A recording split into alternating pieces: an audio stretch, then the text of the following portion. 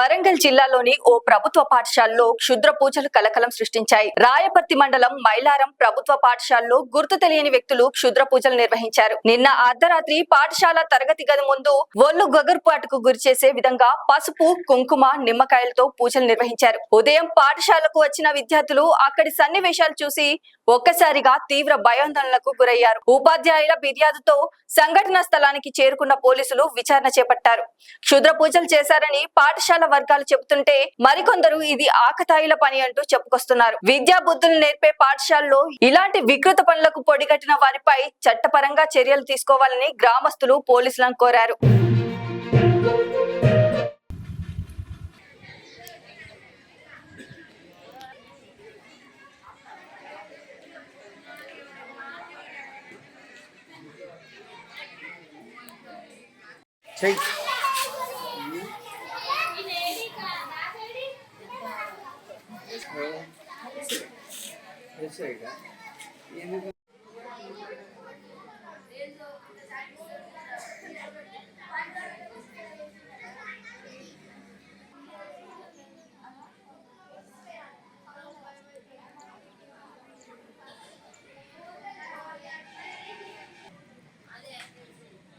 భయపడలేదు మామూలు పొరగల గిరగ